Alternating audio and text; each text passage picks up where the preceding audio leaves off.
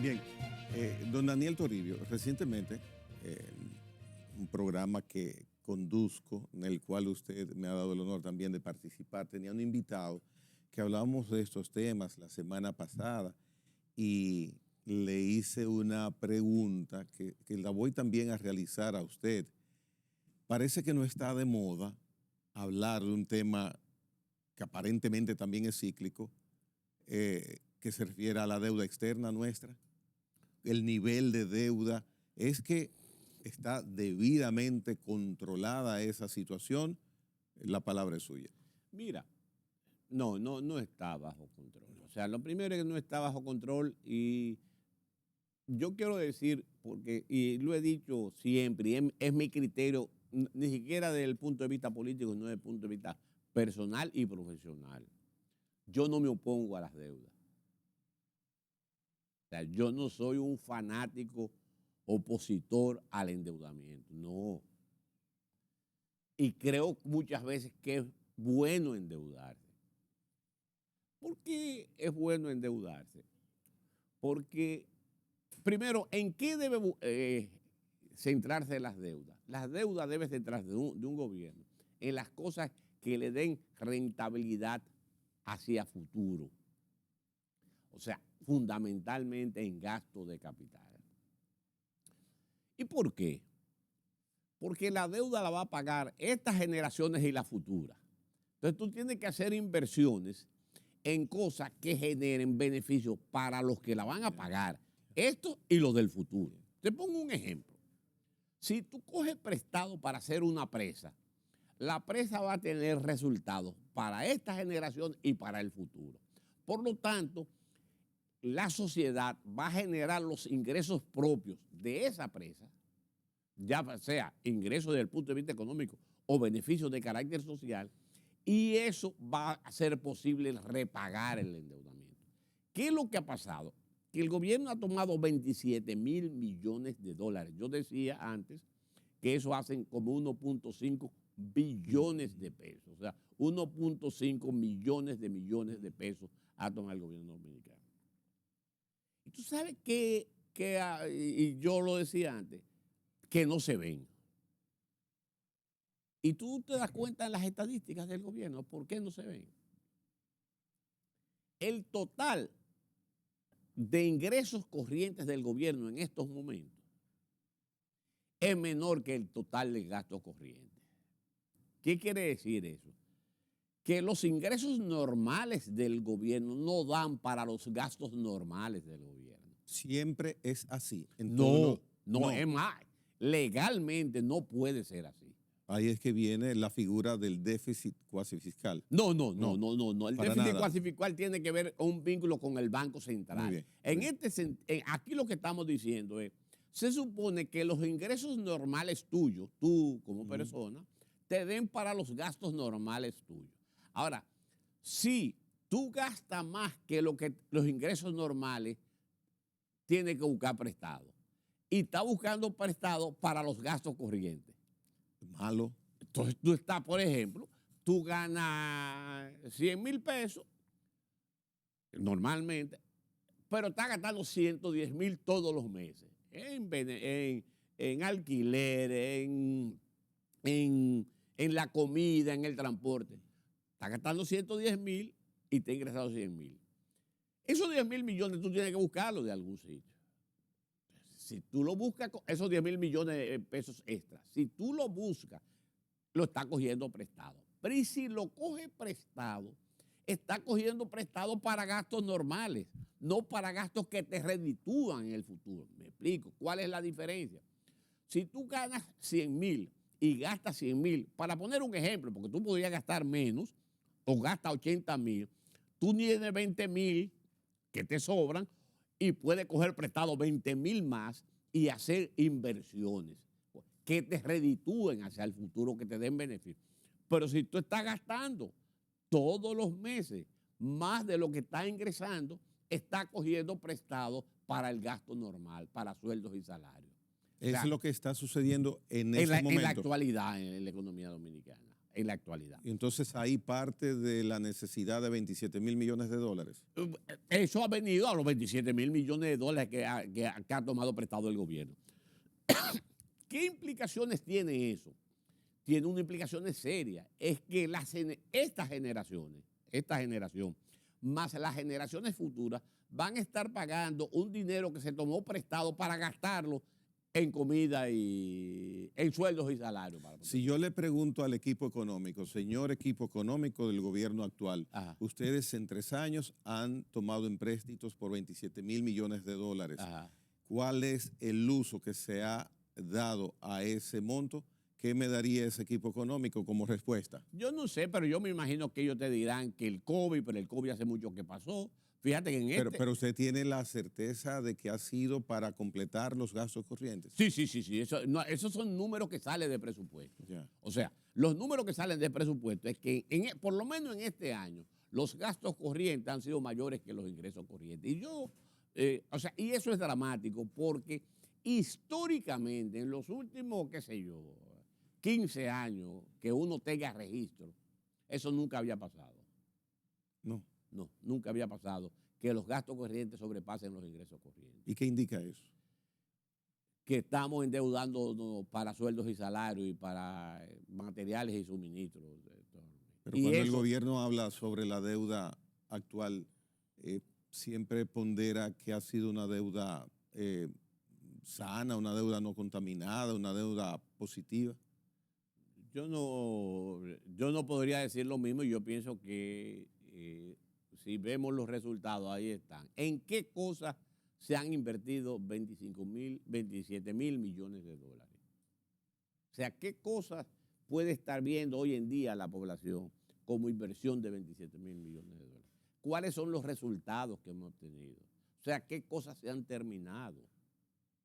Entonces, obviamente, pero además, si tú agarras en este año, en lo que va del año, que la cantidad de dinero que le está ingresando al gobierno es menor que los gastos corrientes que está teniendo, obviamente eso es para llamar la preocupación. Y mira, y aquí hago, digamos, un anuncio. Cuando del 96 al 2000 yo fui secretario de Estado de Finanzas, que posteriormente se llamó Ministerio de Hacienda. Y una de mis quejas siempre, y se lo decía a los directores generales de este momento, es: no me hablen de recaudaciones, de que ustedes son exitosos en las recaudaciones. Porque hablar de que las recaudaciones van bien genera muchas presiones por parte de la gente. Porque si van bien, ¿qué es lo que me toca a mí? Hay dinero. Por ejemplo, eso le ha pasado con aduana. Aduana titulaba recaudaciones récord. Se han caído las recaudaciones en aduana. Y tú dices, por mala administración, yo no puedo decir eso. No, es que las recaudaciones de aduana dependen de las importaciones de aduana. Si las importaciones disminuyen o si lo que entra no está sujeto a impuestos, las recaudaciones se caen. Entonces, tú no tienes, o sea, no hay mayor nivel de explicación que eso. Entonces, cuando tú ponías titulares, recaudaciones de aduana van récord, yo les decía, en mi caso decía, bajemos los niveles. O sea, yo no conozco el director del impuesto sobre la renta de Estados Unidos, ni del de aduana. O sea, yo no hago que la gente cotice más, o sea, que pague más impuestos de importación. O sea, yo no logro eso. Sí, tú puedes hacer eso, pero tus márgenes son muy relativos. Va a depender de la cantidad de mercancía que importes. No importa cuán eficiente o ineficiente tú seas, si no hay importación, no hay recaudación. Entonces, en ese escenario, lo prudente es que las oficinas recaudadoras no hablen de resultados astronómicos, porque eso es lo que genera, primero, presiones, y segundo, porque muchos de ellos no dependen de tu política administrativa, sino de otros elementos que entran en juego. En el caso, quizás para que usted me responda con un sí o un no por el tema, y usted es muy pulcro para referirse a esos temas. Sí. En el caso de la banca, cuando dicen, yo como banco este año tantos miles de millones he crecido, ¿es prudente que la banca sí diga o no? Mira, en el caso de los bancos ya, primero por transparencia debería decir. Y segundo, porque los bancos se están vendiendo a sus accionistas y a A los clientes. y a los clientes. O sea, están vendiendo, quiere decir, está diciendo, a mí me va bien. O sea, no tenga temor de invertir. Y obviamente es una forma de hacer publicidad con su banco. Algunas veces la prudencia llama a no hacer tan exagerado, pero la verdad es que en el caso de la información de los bancos, lo hacen fundamentalmente para venderse. O sea, si estoy bien, si estoy teniendo resultados positivos, ¿por qué no decirlo para que la gente me tome más prestado o me deposite a mí? Bueno, ¿ha pensado escribir algún libro sobre la banca? Mira, no. No. Si ¿Su vida en la banca? No. Sí, la verdad es que no está dentro de mi objetivo en el corto o mediano plazo escribir sobre ese tema. Conoce mucho y tiene mucha información. Bueno, lo que pasa es que muchas de esas informaciones tú no las puedes, aún a pesar del tiempo transcurrido en que yo fui administrador del Banco de Reserva, la prudencia llama a que hay cosas que no se pueden publicitar. Bien. Don Daniel, hay un tema que ha sido parte de los temas como propuestas en la política actualmente, el anticipo. Su opinión, ¿es practicable desmontar el anticipo Mira, o conveniente? los anticipos, cualquier persona que con mayor o menor nivel de conocimiento sobre el tema, tiene opiniones, puede tener opiniones diferentes sobre el tema del anticipo. ¿Qué es lo bueno del anticipo para el gobierno? Que le da un ingreso regular. ¿Qué es lo malo? Que el contribuyente le está prestando al gobierno y posiblemente está dando anticipos sobre beneficios que no ha obtenido. Hay que buscar un mecanismo intermedio entre una cosa y otra. Yo pienso que eso requiere, digamos, afinar mucho el lápiz, pero tomando en cuenta las quejas de la gente sobre el tema del anticipo. O sea, tomando en cuenta ese elemento.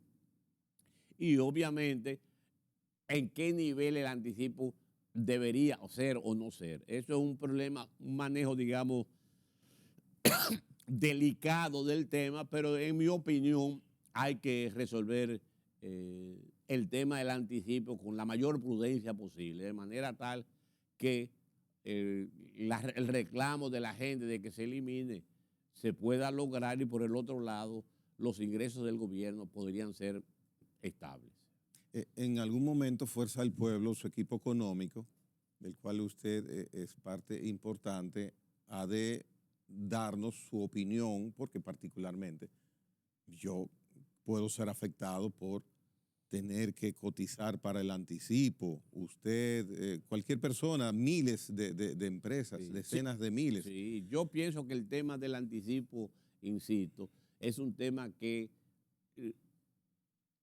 tiene que manejarse, digamos, en un hilo muy fino. A quiénes debe darse, quiénes deben tener anticipo, quiénes no. Y eso es un proceso de análisis. Mira, yo prefiero, o sea, al margen de la cultura política que se maneja, en temas como eso, como impositivo, ir a la prudencia. Porque si bien es verdad que afecta a los ingresos del gobierno, como declaró el director de la DGI, no menos cierto que afecta también a los contribuyentes. Y los contribuyentes son aquellos que le están adelantando dinero al gobierno. Y muchas veces tú estás pagando un anticipo sobre un dinero que no te ha ganado. ¿Qué hará Fuerza del Pueblo en un eventual ascenso a asumir los destinos del Estado a partir de 2024 con una reforma fiscal que ya hasta los imberbes dicen, pero es necesario que República Dominicana se aboque a aplicar una reforma fiscal? Mira, yo pienso, es una opinión personal, porque nosotros estamos trabajando en la elaboración del programa de gobierno, pero en mi opinión personal, soy de lo que creo que se hace necesario una reforma fiscal. Y yo te voy a comentar esto. Hace 2 años, 3 años, nosotros tuvimos una reunión con un grupo de empresarios. Yo creo que era con el CONEP, una reunión para discutir la reforma. Que iban a haber una reforma y el gobierno tenía la intención de una serie de reformas. Yo digo a todo el mundo y le digo, ustedes me dan un minuto. Mira, no va a haber reforma. Todo esto me parece interesante, una conversación muy interesante, pero no va a haber reforma. ¿Cómo? Pero el gobierno no va a haber reforma. ¿Sabes por qué? ¿Y por qué? Mira, las reformas se hacen el primer día del gobierno. ¿Por qué? Porque tú llegas con un nivel alto de popularidad. Entonces tú tienes que gastar parte del beneficio político, de la popularidad tuya, con esa reforma, porque la reforma afecta intereses y personas. Y eso tú tienes que hacerlo al principio. Para que sean los resultados de la reforma lo que reconviertan las pérdidas que tú te hiciste al principio del gobierno. Pero la racionalidad política te dice de que no hay reforma. No hubo reforma. ¿Cómo no va a haber ahora? A pesar de que dijeron, Claro. no van a haber ahora. O sea, en un proceso previo electoral no va a haber reforma. Yo pienso, creo, que se requiere urgentemente una reforma. Y ojalá nos pongamos poner de acuerdo, si no ahora, pasadas las elecciones, para que haya un acuerdo nacional sobre las características de la reforma y la forma de la reforma. Evidentemente, la reforma fiscal que necesita República Dominicana tiene básicamente su dependencia en la voluntad política, básicamente en la voluntad política del gobernante. Leonel Fernández, sin que usted tenga autoridad, por supuesto, para hablar por él, pero como ente político y parte de él, que es un equipo con ustedes, un equipo dirigido por Leonel Fernández a partir de 2024, haría desde el primer día una reforma fiscal en República Dominicana. Yo no sé si se haría el primer día. En mi criterio debería hacerse el primer día. Fíjate que yo no voy a hablar por el presidente Fernández, no. Ahora, en mi criterio debería hacerse el primer día. O sea, el día de eso, cuando todo el mundo está celebrando, tú dices, esto es lo que hay en términos de reforma. Y esto, hacia aquí es que nosotros queremos ir. O sea, y hay varias líneas de reforma, varias líneas en las que una línea importante es qué vamos a hacer con las exenciones. Iba a preguntarle sobre ese tema que nadie mira de frente. No, o sea, ¿qué vamos a hacer con el total de las exenciones? O sea, ¿qué vamos a hacer? Por ejemplo, hay una serie de cosas que son contrarreforma. Por ejemplo, desde el 2017, yo no estoy diciendo de este gobierno, desde el gobierno anterior, se tomó una decisión que me parece irracional, que fue no ajustar el deducible del impuesto sobre la renta. Entonces, ¿qué es lo que pasa? Si tú ves las estadísticas, para que tú veas este dato, si tú ves las estadísticas de este año, la DGI ha recaudado más de 2.000 millones de pesos en sueldos y salarios, en el impuesto a los sueldos y salarios. Entonces, ¿y por qué? Porque al no hacer el ajuste por inflación, quiere decir, cuando el deducible del impuesto sobre la renta se mantiene constante, sin variación, y cualquier modificación de los salarios hacia arriba, y hay una modificación del salario hacia arriba, la gente paga más impuestos. Y gente que no pagaba impuestos pasa a pagar impuestos. ¿Qué es lo que establece la ley, el Código Tributario? que hay que hacer ajustes por inflación todos los años. Y el gobierno anterior y este gobierno te dice, no, pero que eso me va a disminuir las recaudaciones. Sí, pero tú haces ajustes de inflación de una serie de cosas que tienen que ver con los empresarios. ¿Por qué no lo puedo hacer con las personas? Con los sueldos y salarios, los ingresos de la gente, los sueldos y salarios o los ingresos de personas independientes? Obviamente que al no tener elementos de presión suficientes en el Congreso, ni representantes en el gobierno que digan eso no, entonces eso se ha convertido en un hábito y una costumbre en el cual los gobiernos comienzan a cobrar impuestos sobre cosas que antes no cobraban impuestos. Ya. Don Daniel, el tiempo prácticamente se nos ha ido. ¿Cuándo Fuerza del Pueblo empieza a indicarnos nuestras propuestas en el área económica para 2024 al 16 de agosto? Serán las siguientes. Mira, nosotros en este momento estamos trabajando en la elaboración del programa. Es un equipo multidisciplinario, hay mucha gente que está trabajando en ese sentido. Y nosotros estamos pensando, o sea, tener eso listo ya casi para final del año. ¿Y por qué para final del año?